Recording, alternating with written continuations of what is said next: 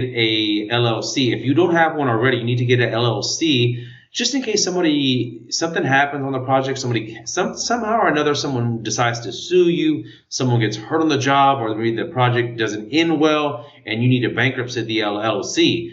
This helps so that those creditors or those people that try to get your money, your assets, cannot attack your personal assets like your cars, your personal cars, your home, etc. Just entities or property or real estate or stocks or anything that's owned by that LLC is the only thing they can attack. And then you can just bankrupt that LLC just to protect yourself. So it's always a good start to start a new LLC, or if you have one that's just, it's not really doing much and you don't have anything associated with it.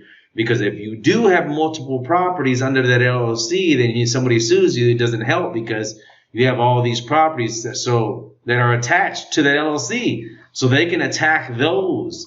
So yeah, you want to get yourself an LLC that's just for this project or a very minimal risk.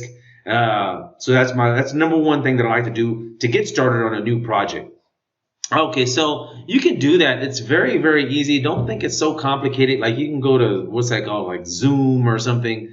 LegalZoom. Yeah, LegalZoom.com. You can probably do it for like $400. It's very easy. A lot of people do it online, so don't think about that as being so complicated like you need an attorney. No, you can do it yourself. If you hire some other guy, just pay him like $50 to do it right. LLC corporation, it's not that hard.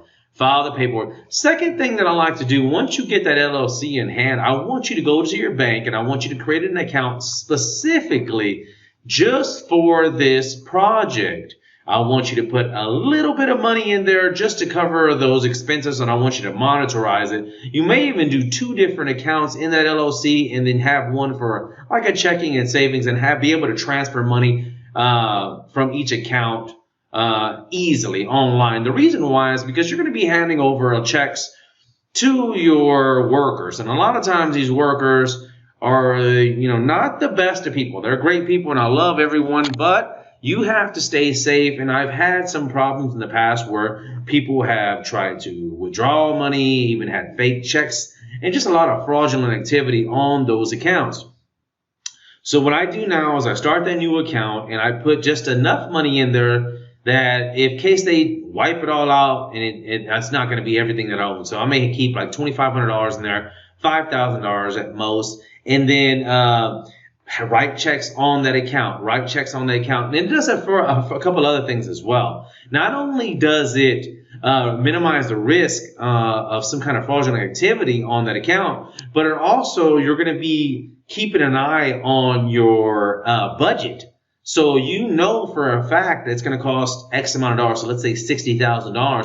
So you're going to put that in the main LLC account that's not associated with the checking account. So nobody has that account, so they can't just write a check out for $25,000 and take it to the bank, you see? So anyways, you're going to have $60,000 in the main account, and then you're going to have a checkbook account that you can write checks on, you see? And then you're going to be, as you spend, let's say the roofer is going to be like $3,000, so he may need $500, so you transfer $2,500 to that account, write him $500, then you're going to transfer that little $500. Even if you don't have something complex, just get you a little spreadsheet, and you want to say, okay, well, if I have, let's go an easy one right here, just trash can.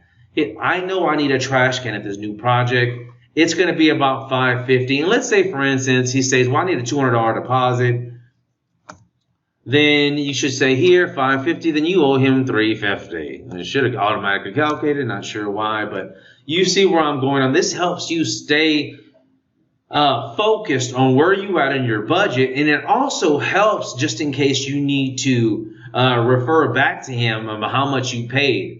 Sometimes they'll get confused and they're just human. And they're like, oh, maybe he owes me more. No, you're like, I have it written down. I paid you $200. Now I'm going to pay you another $350. That's $550. We're totally squashed. And then you can go back to your checking account and have that paid. Now, when you're paying people, there's also one more thing that you're going to need to be doing is you need to make sure that you carry a lot of 1099s with you. Before you pay someone, you want them to fill out your 1099. A 1099 is basically independent contractor. They don't usually want to do this, but right before you pay them, you force them. I don't care, you're not here to go and check everybody's information, but whoever you write that check out to, you get their social security number, have them fill it out and sign it. Don't even touch it. Have them fill it out, have them sign it, and you pay them, and then you keep track and you hand that over to your CPA. Now, a CPA, everybody thinks that it's so expensive to have a CPA. No, a CPA, you give them all these docs at the end of your project. It usually runs about $500 to $1,000. Maybe he'll even do it even cheaper if he's doing your taxes, because it's not that complicated. It's not like you're doing millions and millions of dollars of projects. You may be a few $100,000, maybe, 60, 100,000. He's going to calculate it up. You're going to show him all these 1099s in a stack. It doesn't take rocket science. Adds them up. Easy breezy. Then he does all your write-offs and stuff that you paid, like from supplies and stuff. And it's very important, because it's not about how much money we make, but it's the main thing is how much money we keep. So we have to write all these expenses off. These are all legal expenses. Legal expenses. A lot of people make mistakes and they don't write it down or capture the 1099s, or don't take time to get started and stay organized. So these are the couple of things that help you keep money. It helps you make the money, but the IRS is going to want 20, 30%. But if you can write all off and you only have to pay 5% or something, to keep the IRS happy, they made some money, you made some money, and you keep going. And that's the best thing about it. That's one of the best things, that just staying organized helps you keep more money in your pocket. And we want to reduce risk as much as possible with fraudulent activity. So, this happens. If you're learning from me, you're learning because I've been doing this for the last 15 years, and I want to pass this, everything that I've learned, I want to pass it to you. So if you like to learn more, you like to, I think the best thing that I have to offer now is for new people that are coming in is to team up with me, and we'll partner up on a project, and I'll try to walk you through every single thing that you need to do. Every single thing, and then you can kind of go on yourself after the second, third deal. You don't need me to partner up with you on these deals. So anyways, check me out at www.hpagents.com. I got a couple of courses on there if you'd like to learn more. Feel free to send me an email, alan@houstonpremieragents.com, or give me a call, 832-305-7653. You can even text me. I work 7 days a week, 12 hours a day. So, and yeah, I got the beard now working. So talk to you guys soon. Goodbye.